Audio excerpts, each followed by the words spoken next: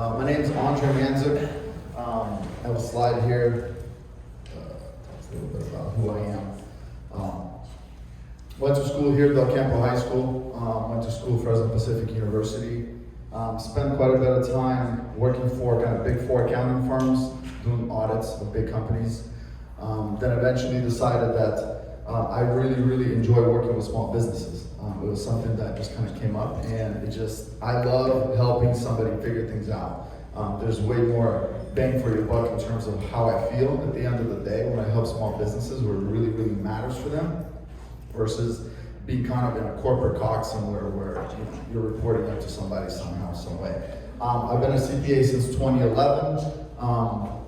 Done a bunch of different things during that time, and today I just want to share a couple of things.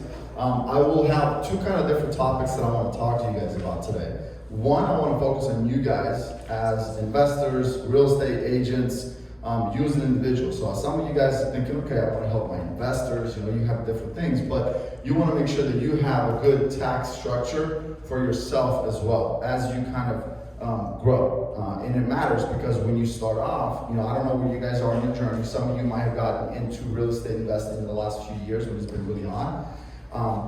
And so you're just trying to sort things out. Some of you have been doing it for 10 years and you kind of have already figured a lot of things out. Some of you guys I've talked to, what's interesting is that some of you guys do so much research that I'll sit down with somebody and they might not know most of the tax code, but they'll bring up some nugget and they're like, I heard this from somewhere. And then I'll research, I'm like, that's actually a really good thing that like nobody talks about. Maybe I should talk about it because it's specific to your industries. So anyways, I'm going to jump into it, and the first thing that I want to kind of talk about is sort of a little bit of tax planning for you guys as real estate investors. So a lot of you, when you start out, you get a 1099 from a brokerage. You're working with somebody, you make commission, you go out there, you get deals, and at the end of the day, you get a check. And at the end of the year, you get a 1099 from your brokerage. And what happens when you get a 1099 from your brokerage, you end up reporting on your tax return as a self-employed contractor individual. It goes on a Schedule C, right? And you can still deduct expenses, but there are some things that kind of hurt you down the road, and I'll talk about that a little bit. And there's a certain point at which it makes sense to switch over from being a sole proprietor to maybe being an S corporation or an LLC. There are tax advantages to that. So I just want to cover that for you guys so that you guys are aware of that. Maybe ask that question because, as you start paying those really big tax bills, you start thinking maybe there's a way I can decrease that. There are things you can do. So when you're self-employed, your brokerage keeps track of everything you've earned. They can even tell you how much they've charged you for things. If you're renting office desk space, if you're doing, if they're doing paperwork for you, they'll let you know what that costs at the end of the year. You may or may not have a separate bank account for your business. For real estate specific, if some of you who are investing and you're doing more things than just real estate, I hope you have separate bank accounts for all that. You get a 1099 that goes directly to your Social Security, right? Your Social Security number. There's not a separate legal entity. So we'll go with we're going to do a couple of examples on here. And so I just looked up, an average commission for a California real estate agent. I think either last year or the year before was 115 that was published, so you guys aren't doing too bad out there. So this is a tax scenario of what somebody might face if they're making 115. Let's say you have some business expenses, you have your insurance, you have your licenses, you might have mileage, you may have bought a Tesla, so you depreciated some of that, whatever those things, so you have some business expenses. It brings it down.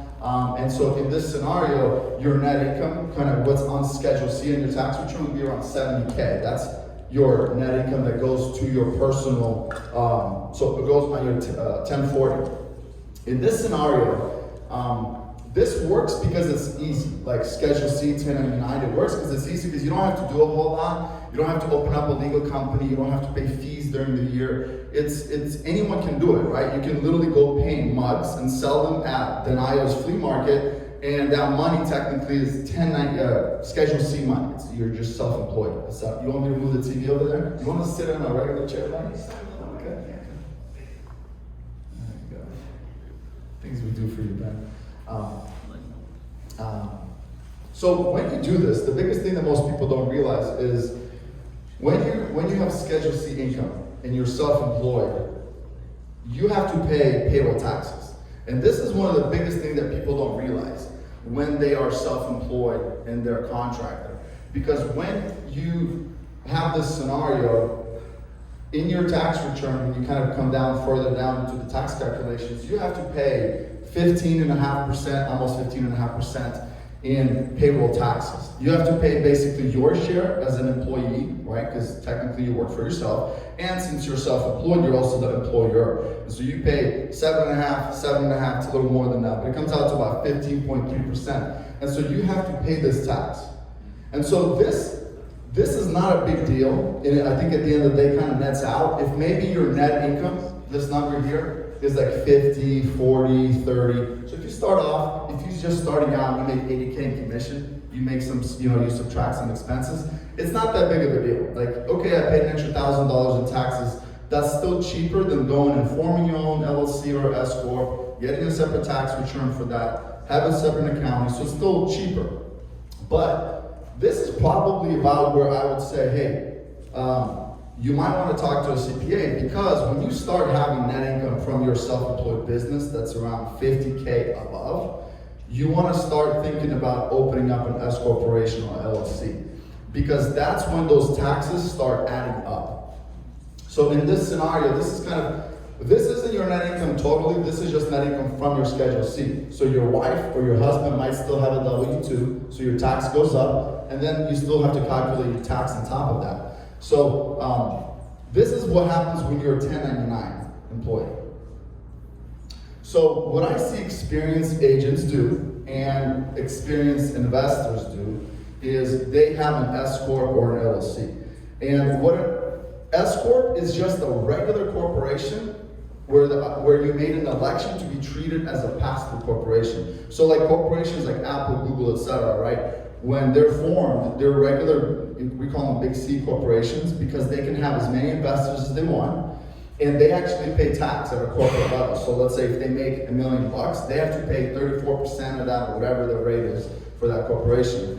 And then if they distribute their earnings to their owners, the owners also have to pay. That's called double taxation. Now, what if you wanted to open up your own corporation? You have the option of making a subchapter S election, and what the IRS does there is it doesn't tax you.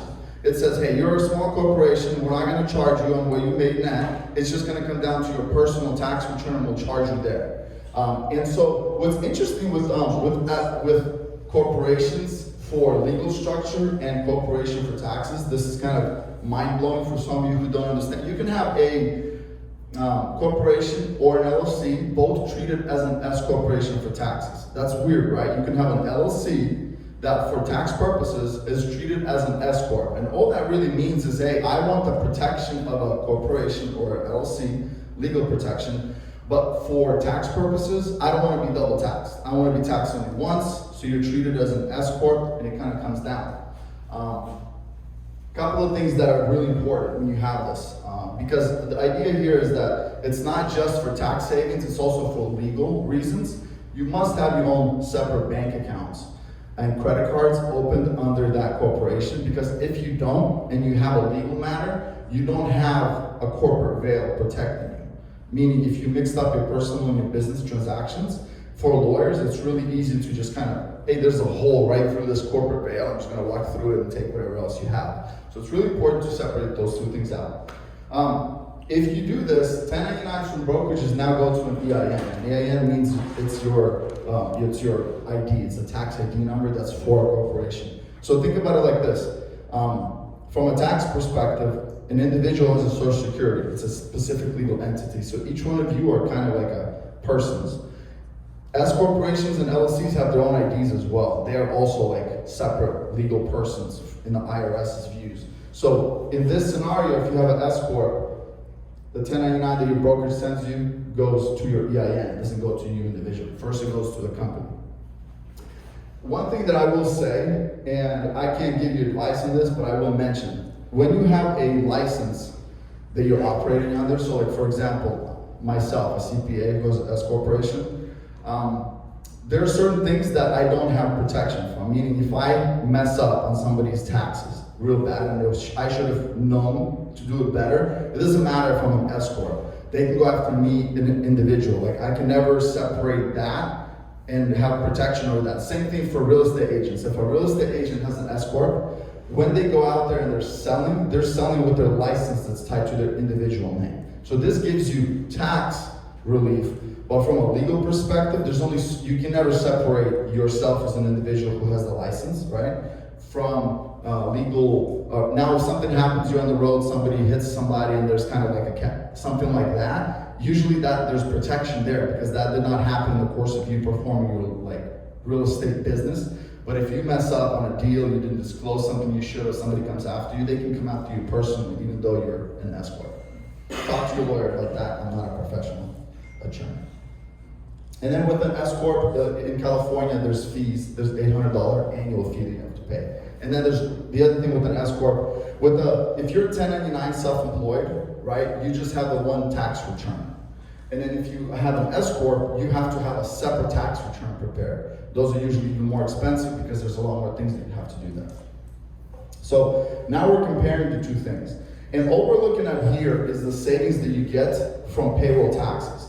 Because at the end of the day, you will pay additional like federal and state taxes. And so that's going to be calculated either way. But this is just showing you how having an S corp, even at this minimal level, you can save money. Because here's what happens. If this goes to $300,000, let's say you had a really good year, you're paying way more in taxes. Like you're paying an insane amount. The reality is maybe you're just really good at your job and you have really good connections. You should not be punished for having really good connections when you're spending the same amount of time the next guy is spending. Do you see what I'm saying? But you're just bringing in way more money. If you spend 40 hours a week and you made $300K a year, somebody else spends 60 hours a week and brings in 100, you should not be paying way more taxes at this level, because the reality is you can say, well, under an S corp, the S corp made that money, right? And so my payroll, you have to have reasonable payroll. So you can't pay yourself 10K, that's not reasonable. But let's say that I'm starting out, so this is part-time, I have other things that I do. You can say that a reasonable salary is $36,000, right? 3K a month. And so in this case, you pay employee payroll taxes right here. And so think about this, for a corporation now, you have the 115 minus the 45 expenses, minus the 36 and the 3, as those are legit business expenses. So now an S corp only brings down 30K in actual net income to your personal tax return. And at the end of the day, right, between employer and employee, you only end up paying 6K versus 10K. So just right there, you can save 4K. And I purposely did kind of low numbers on here, because if you made this 300K on both of these, and your numbers are way higher, you can keep that basically 36, even though you made way more. And so then, here's what really happens is this 30K doesn't get taxed for payroll taxes, it only gets taxed for federal and state, like regular taxes, whatever bracket you're in. That's a big deal. So you save a lot more money if you make even more. And so once you start making over 50K net as a real estate agent or whatever business, small business you're a part of, I would talk to your CPA or whoever does your taxes and say, hey, can you just calculate whether it makes sense for me to open up an S corp? There are a handful of other benefits to having an S corp. There's certain retirement plans that you can take advantage of. Like if you're killing it, you're making hundreds of thousands of dollars as a real estate agent or as an investor, and you have an S corp. Maybe you don't have a whole lot of employees. This works when you don't have employees except for yourself, because then what you can do is you can contribute almost $61,000. So it's an expense for your corporation, it's a deduction, so your net income is even smaller, and you put that away into a retirement plan. It's a sweet gig that you can only have if you have an S corp with no other employees except for yourself, because if you have this plan and you give yourself this, you have to give it to other employees as well. So if it's you and your wife, that's great, but if it's a bunch of other people, you have to also give that retirement to them as well. So the retirement, there are different retirement plan options that are available. The other thing with corporations is you have to, by law, have corporate meetings, and those corporate meetings don't have to be in your offices. You could have corporate meetings once a year in Miami or LA. or Las Vegas. Like, you can do that. Like, there's nothing that says you can't. Big corporations do that all the time. Most big corporations have meetings at really, really nice places, Ritz-Carlton, whatever. Like, they don't meet in their regular offices when they have their quarterly board meetings. You gotta meet at least once.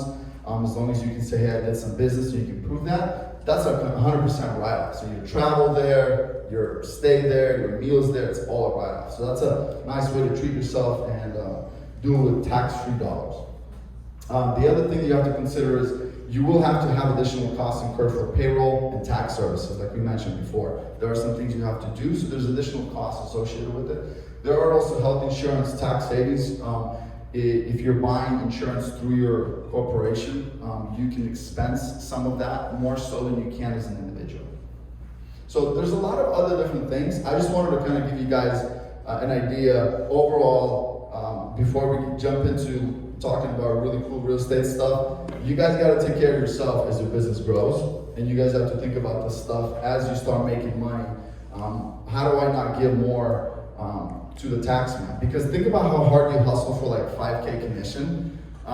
You could literally spend $1,000 for a CPA's time to give you advice that's going to save you $10,000 if you so chose to do it. So, if you guys have any questions on the topic before we move over to the next topic. So, Yes. if you are a self-employed, you cannot have separate account? You cannot, it depends. There's like 5 or 6 different retirement accounts that you can do. I don't know if you can do this exact one, but there are other ones where you can do that are similar. Yes. Annual meetings that you were talking about, so we have to keep a record of it? Yes, you have to keep a record. I mean, you know, it could be an email to some other individuals that are associated with your business. What if it's just you by yourself? You just gotta have, it's literally just having a meeting, like, hey, this is what we talked about, these are some of the decisions that we made. It could be simple, right? I mean, the reality is I don't know about you guys, when I go on vacation, I always pick up some kind of book, whether it's how to manage people or marketing, something where I can just read kind of uninterrupted and not think about business the whole time, but really think about maybe growing or whatever on my own time. So if I have that, just jot down notes, like, hey, I need to put together a marketing plan. You know, I need to call, you know, Chris from so-and-so to see if we can work some deals together. It's simple. Spend 15 minutes during this time you're there to jot down some notes, you know, call it an annual meeting. And with S corporation, you can have just one member yourself? You can't have just one member. So an S corporation, there are certain requirements. Like a C corp can be like millions, because that's what like Apple, Google, they have millions of shareholders, right? With the S corp, you're limited to only 100. It has to be all like US based, so they have to be like legal US citizens. It has to be a maximum of 100 members. But yeah, it's designed to allow you as a small business owner to be able to do this. With upcoming 80,000 IRS employees, we should expect more audits, we assume. Who's on radar? What kind of people? What kind of incomes? What should we prepare? That's a good question, because I was having a meal with the tax director, Ernst & Young, one of the big firms, and you know, this was before the IRS announced it, and he said one of the most sketchiest part of any tax return is the Schedule C. Schedule C, the reason it's so sketchy is because people underreport their income all the time, right? And so most IRS agents can literally pick a Schedule C and say, okay, show me your bank statements. That's what they do. When they audit you, they say, show me your bank. They don't say, show me what you put on the Schedule C. They say, show me bank statements. And then they say, what's this deposit? What's this deposit? What's this deposit? So they don't care what you said. They'll go and check what you actually received. You see what I'm saying? And then they'll look at these expenses, and then they'll go the other way. They say, oh, this is a business expense, prove it. And so now you have to work the other way. You have to go get your bank statement, show them that it's on there, pull a receipt. So a Schedule C is one of the most easiest things to target for the IRS agents. One thing that I will say, I think there's been a lot of news about, you know, the number of IRS agents they're bringing in. We have to remember that a lot of this money that's being Not all of that is going towards IRS agents. A lot of that is going towards the infrastructure, like towards their IT systems, and also to replace aging population that is the IRS agents right now. Like we have a huge amount of people retiring that have been sort of in those positions, because a lot of younger people, they're more entrepreneurial. There's way too many opportunities online and everything else. So a lot of these people that were okay with those types of jobs are retiring. So they're literally having to invest money to recruit and keep at least the existing number of people. The other thing is IRS has been understaffed for like 30 years. They've been at historically low numbers for a really long time. So the way I see it is they're just trying to make it more normal. The other thing that we don't realize is the number of small businesses that have been started in the last 3 years since the pandemic started is insane. And so they're just behind with being able to audit things. Okay, I'm gonna go to the next subject so that we have time here. Okay, so this next subject I think is important for your investors. So it might be for individuals that you're buying homes for. It might be if you are in real estate and if you're ever helping people with rental properties or you're helping people buy commercial property, this is going to be really important. If somebody's buying it for themselves, this does not apply. This applies to mostly businesses and it's either commercial property that they're buying, large property, or rental property. And so we'll talk about cost segregation and how what cost segregation really is you're basically putting more money into your pocket in the first few years of any rental property. And what that allows you to do is take that money to reinvest it somewhere else, right? And so what is cost segregation? It's, at the end of the day, it's a tax savings tool. That's really what it does, because what it really does is it says it front loads your depreciation. Who knows what depreciation is? Depreciation, basically, whenever you buy an asset, it has a value of multiple, you can use that asset for multiple years. And so the IRS says, okay, if you bought an asset, let's say you bought a car, you can depreciate that car over 5 years. There are certain rules for cars where you can write off the whole thing. But what it allows you to do is take an expense every year for a number of years because you're using that asset. And so the way cost segregation works is if you purchase a property, like imagine if you purchased this building right here. I know they remodeled it really well, but when you buy it, it's not just the building. There's a bunch of other things here. So like the landscaping, the sidewalks, all that, those are land improvements. They're not part of the building. But when you're buying it all together. There might be certain fixtures. You know, if you sell this thing and you included, like for example, this desk here, that's not part of the building, but it might be included when you buy it. Maybe these cubicles. When you bought it, maybe you're buying it with cubicles. Somebody left some stuff there. And so when you buy a property, when you buy a building, there's usually a bunch of different things. And the same thing matters for both commercial as well as rental properties. And so when you buy a piece of property for either rental or for business, 20 to 40% of that actually relates to non-building related items. And the reason it matters is because a building has to be depreciated either 27 and a half years if it's a rental. So if it's housing people, it's 27 and a half years. If it's commercial use, like this building here, it would be 39 years. And so, great, I have depreciation. I bought a building that's 39 years, but what if 40% of that you shouldn't be able to write off right away? What if the carpet's like really old and beat up, I have to replace? What if all the fixtures need to be replaced? Or there's a lot of things in there that have to be replaced more often. Your AC unit does not last 39 years, right? And so you have to keep that in mind. But the only way to do that is to do a cost segregation study, because the IRS is really picky. They're like, show me your support. Oh, you think that half of this is not the building? Show me your support. And that's where a cost segregation study comes in.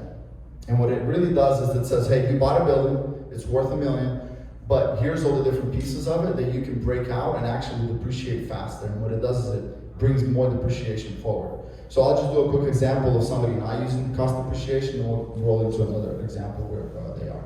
So let's say you bought a rental, it's $1 million property. I think 10 years ago that would seem like a really expensive property. Right now it looks like maybe a duplex, maybe a triplex, I don't know, really small property. So it's depreciated over 27 and a half years, and let's just say that 800,000 that is the building and 200,000 that is land. So land can never be depreciated because land never loses value, but buildings do, or you use the building. So eventually the idea there is that after time, it sort of loses its value, it exhausts its value to some extent. So in this scenario, which I see quite a bit when we do taxes, is you have depreciation of $29,000 you can claim against your income and against your expenses. So in a scenario like this, let's say you're making $70K a year on this rental from your rental properties.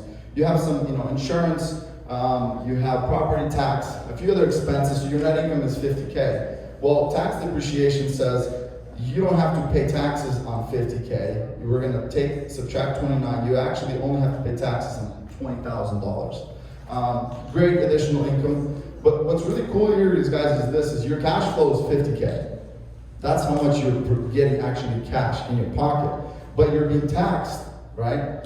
Only on $20,000. So in this scenario, that depreciation actually gives you a savings of $6,400. That's really cool. Depreciation is an amazing tool. That's why so many people investing in real estate is amazing for all these different tools that the IRS has to encourage people to invest in real estate.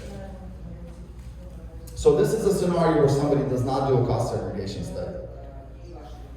So let's say somebody does a cost segregation study, and what they find out during this study is that there's a bunch of different things that are included in this property. There's a lot of sidewalk, there's a lot of landscaping that's done. There's a deck in the back that is a wooden deck. It's got a limited life. It does not have 27.5-year life, right?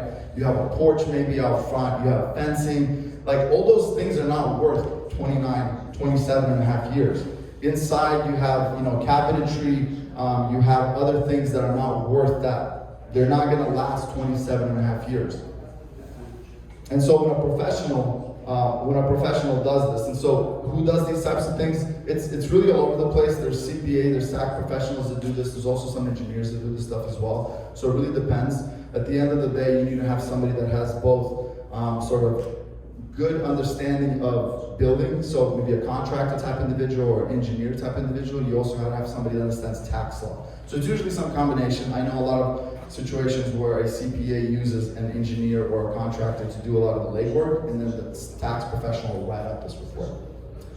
So let's say in this scenario, we have $100,000 for interior fixtures that are worth 5 years, $100K worth over 7, and $100K worth over 15.